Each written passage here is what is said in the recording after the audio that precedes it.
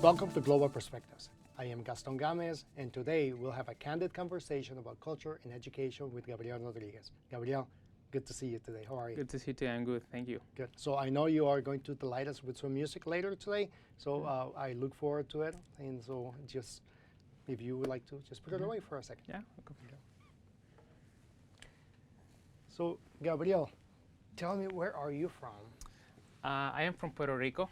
Okay, and what part of Puerto Rico? I'm from Bayamon, Puerto Rico. It's Bayamon. very close to San Juan, the capital. So close to the capital. Yes, yes. And so growing up as a child, do you go to a bilingual school or Spanish-speaking school? No, Spanish-speaking school. Spanish-speaking. It was a public school. Yeah, public school. Public education. Yes. Great. And so when do you learn English? Well, in Puerto Rico, you have to study English 12 years. You don't have too much opportunities to practice the English because you speak Spanish the whole time.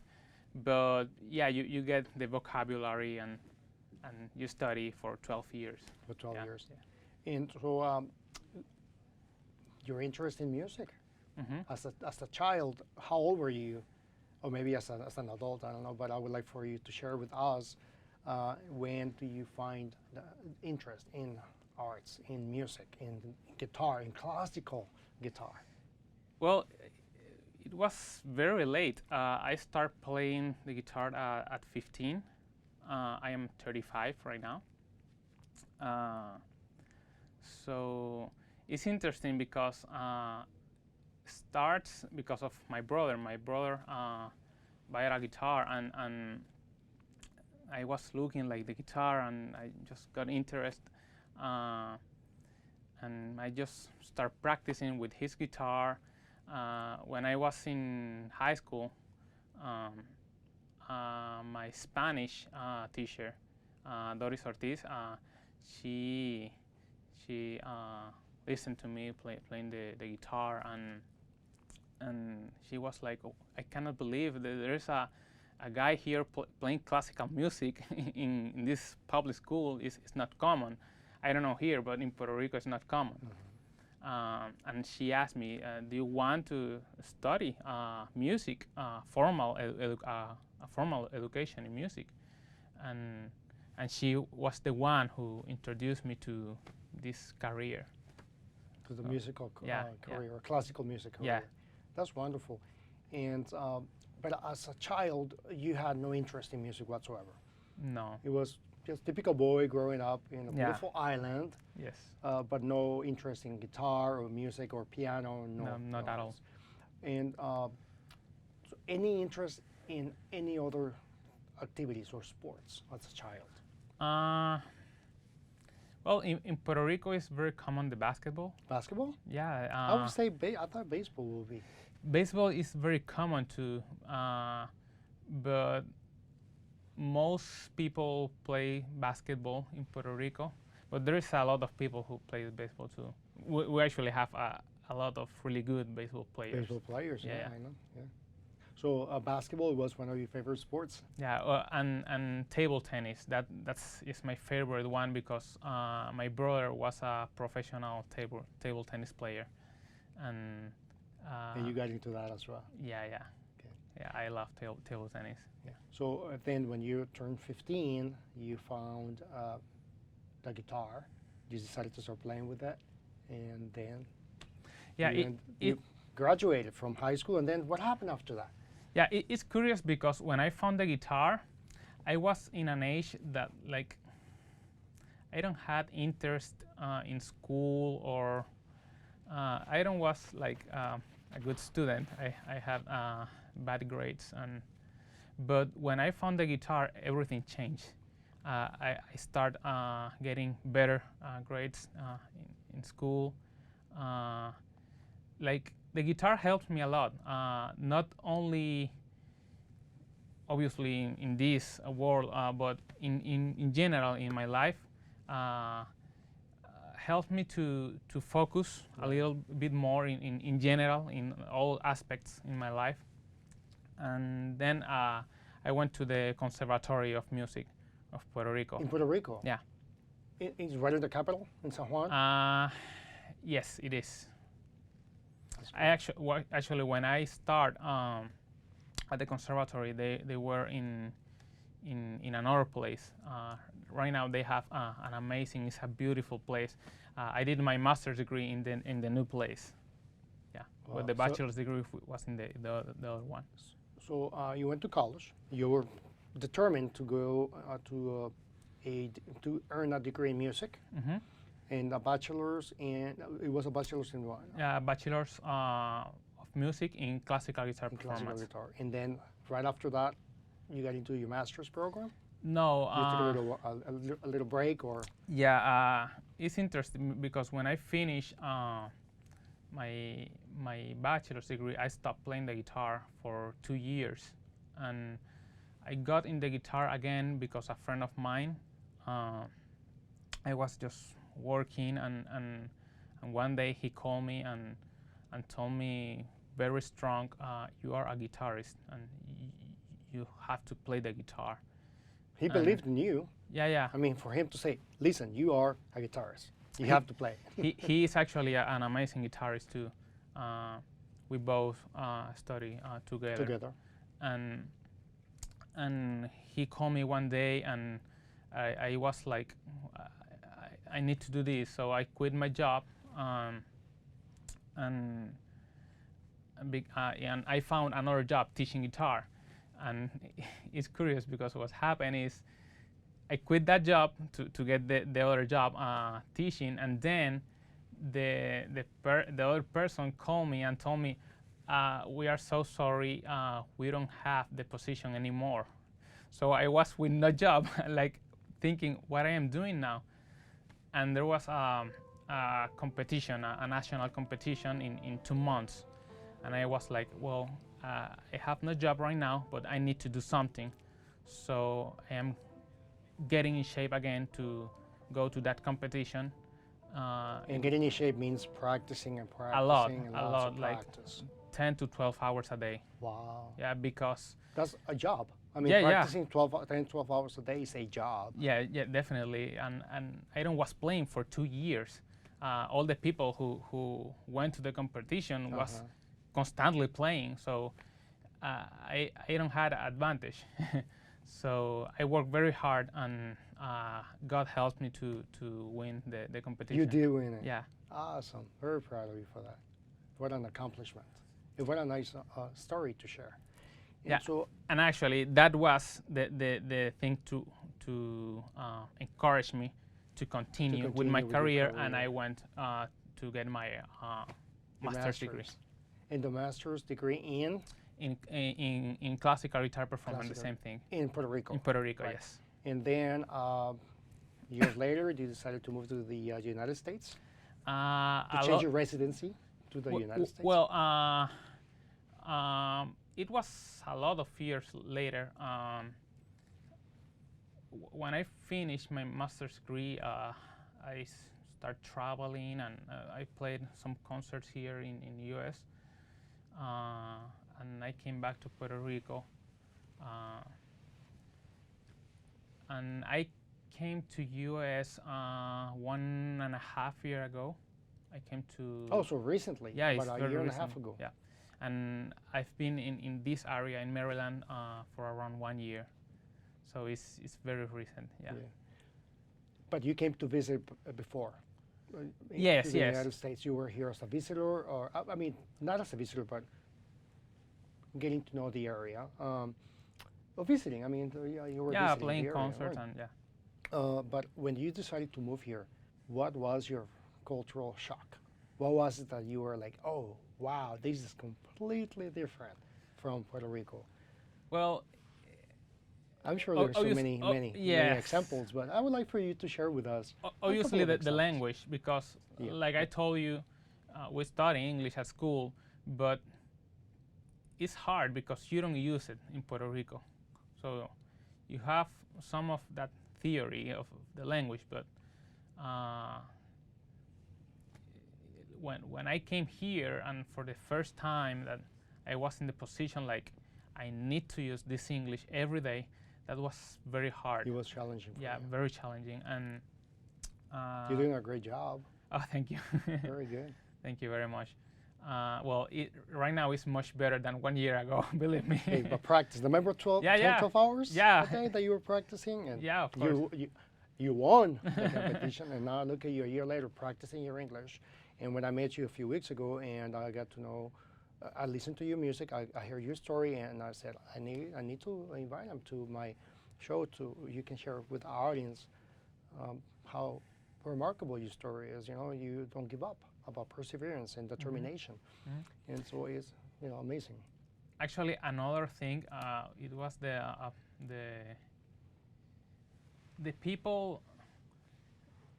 The U.S. citizens are amazing people. Like everywhere, and everywhere you have amazing people, but the culture is very different because, for example, when an American say hi, the American keep distance. It's hi, how are you? But a Puerto Rican just hug you and kiss you. Well, that is the Hispanic blood in it. You're more expressive, and exactly. In general, Latinos are. Right. We are more like that. More expressive. Yeah. Emotionally, but also physically. Yeah, exactly. So and expressing it orally as well. For example, another thing I remember when I finished my food in a public place, in Puerto Rico, it's unrespectful if you just stand up and go. You say buen provecho, like enjoy your food. Or bon appetit. Or like bon appetit. So I feel very weird because I just finished my food and the people, if I said something like enjoy your food or bon appetit, the people look me like, why are you saying that? So it was shocking because... It's shocking for you, but it's also shocking for them as well, because they know you're saying something, they don't get it or they don't understand it, but it's a culture shock. You know, it's both ways. It goes both ways because you are teaching them something. Oh, maybe this person has said that because in his culture it is polite to say bon appetit or enjoy your meal after finishing your meal and standing up to put your tray or your plates away or your dishes away. In Puerto Rico, it's a kind of rude if you don't do that. So one example that I can share with you and relates to U.S. education and culture as well. I remember as a child in my country, I went, going to public schools and private schools. As soon as the teacher entered the classroom or the administrator or the principal, we all had to stand up. And if you didn't stand up, you'll be punished. You have a consequence for that. And as soon as the teacher or the administrator walks into the classroom, we'll say, good morning, good afternoon, Miss So-and-so or Mrs. So-and-so, and then sit down. But we'll be sitting down as soon as we get the okay to sit down. Yeah. And so here was a cultural shock for me because we don't stand up when we see a teacher or administrator walking into our classroom. So that's something that it relates to your story. So thank you for sharing that. Remarkable. Your family, when it came to music, and you said, okay, mom, dad, family, I am going to get a bachelor's and then pursue a master's in classical guitar. What did they say? What was their feedback? Well, my mom just told me to go for it. Go for it. Yeah. So they supported you from the get-go. Yeah, that's wonderful. Yeah. And I think having the support from your loved ones is important for you to accomplish or to get to your goal sooner, instead of going through bumps and having that support from your family. That's awesome. And so, what do you do now? Here when I came, it was rough. It was in a new place. You were adjusting to the new way of life, or way of living. And actually, Maryland have a very high cost of living. And when I got here, I just started working at fast food. It was a huge change because in Puerto Rico I was teaching in a college and I was traveling, playing concerts. So one day I was playing concerts in front of 1,000 people, and the other day I was making fries in a fast food. So that was very challenging. But that's something that's normal in a lot of people who came here. So you are in a new place. You need to do whatever you need to do to go forward. Exactly. So grade your way up. yes. So on last February, I went to a concert in Baltimore, and here in Maryland, we have the privilege to have one of the most important classical guitarists in the world. His name is Manuel Barrueco. He's a classical guitar teacher in the Peabody Conservatory, and he's actually the the Peabody Institute in Baltimore. Yes, yes, in Baltimore. Oh. So in February, I went for a concert for the Baltimore Classical Guitar Society. He's the artistic director of the society, and when he saw me over there, he was like surprised because he knows I am from Puerto Rico. And when he saw me over there, he asked me, "What are you doing here?" And I told him, "Well, I am living here in Maryland now. I came in October." And he told me, "What did you know? Contact me before." And I told him, "Well, I am not really playing the guitar." I showed him my hands. My hands was damaged with burn with the oil and with the fast food, frying stuff. So I don't was able to play because I got my hands very bad. Wow. And he was like, "Wow, we need to do something with that." And a couple of weeks later, his wife, Asker, called me to offer me a position teaching in for a program called Guitars for Change. Guitars for Change is a program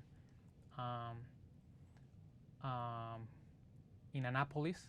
We work with young Latinos, teenagers. So we look for, they look for youngs who are in a tough environment. So what they do is they keep them busy after school. It's a prevention program, so they don't have influence from gangs and things like that. Right. And they have art lessons, they have music lessons. They help them to study for school. It's in the center of help in Annapolis. So Guitars for Change is a program. So it's a non-profit organization that offers support to children through the arts. Yes, but after school hours. It's both awesome. Work together. The Center of Help and the Baltimore Classical Guitar Society. They are working together to create Guitars for Change. That's beautiful. Yeah, it is. That is so beautiful. And so how often do they teach our children in Annapolis sessions or guitar classes? Well, the guitar is once a week. Once a week? For how long? How long is the session? Well, there's a lot of kids. I am teaching there for around 3 hours. 3 hours. Yeah, but there's like probably between 15 to 20 minutes each one. Sometimes we have a group lesson. We play together, depending on the day. But it's only once a week for the guitar lessons. It's once a day. And it's free, at no cost to the student. No, they don't pay anything. Zero cost. They pay nothing. What a great opportunity for our children. And I mean, to learn a new,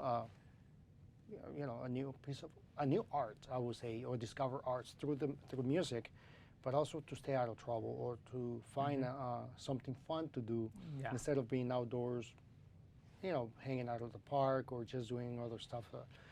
It may not be so safe as just coming into a class and enjoying music and learning beautiful arts. That's great. That's great. And so,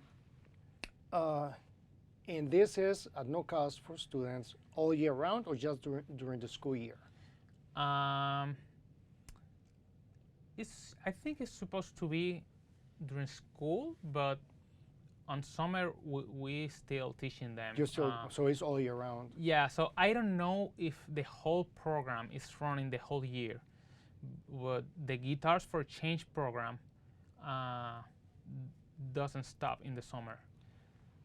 So How our audience can find information about guitar, or about this program? I think the better way is contact the Center of Help Okay. in Annapolis. So Center of Help. Yeah. Okay, just I think it's centerofhelp.org, or maybe centerofhelp.com, but we can give that information towards the end. And actually, through the Baltimore Classical Guitar Society. But I think it's better contact the Center of Help Center because of Help. Okay. we teach the classes in the In their Center of site, Help right, at their location here in yeah. Annapolis. Yeah. That's wonderful. So Center of Help, if you are interested in having just to learn more about this program, and maybe your child could potentially become one of their students as well to learn guitar. And speaking of classical guitar, I would like for you to delight us with some of your pieces. Yeah, of course. Yeah, that would be great. So Yeah. thank you. Well, I will play a piece called Lágrimas de Jesús. Mhm. Lágrimas de Jesús is composed by Ivan Rijos, my master's degree teacher. Lágrimas de Jesús means Jesus' tears. Jesus' tears. Yeah, that doesn't have it's not a religious work because it doesn't have any lyric, but it's inspired in the sadness who got failed because of the sin of us. So he became a man, came to this world to live a perfect life without sin and die on a cross for our sins and offer salvation to everyone who repentance from his sins and believe in him as Lord and Savior. Mhm. So the piece is inspired in that sadness who got failed, who moved him Right. to do that. And it was created? No, it's created by Ivan Rijos, my master's degree teacher. He's Wow. an amazing guitarist. I can't wait to hear it. Huh? Okay. Please delight us.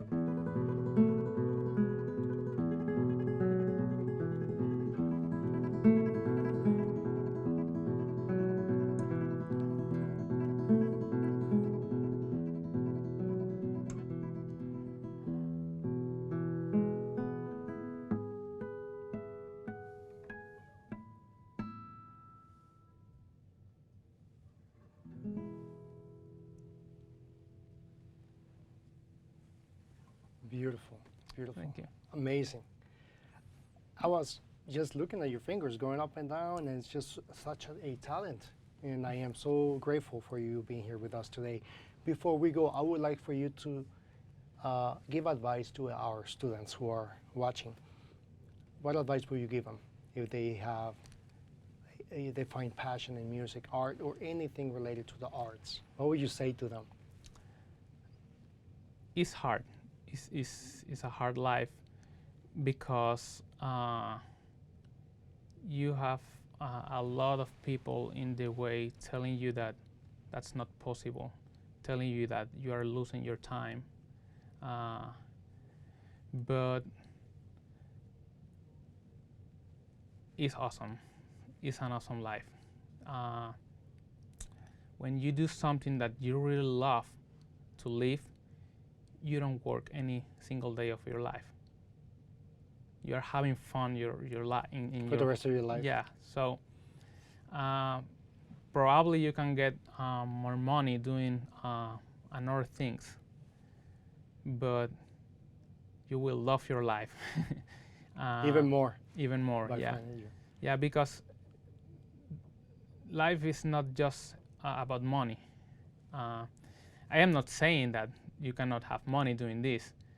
You can have a lot of money if you do it right. But in my opinion, there is more important things. Money is not everything in life.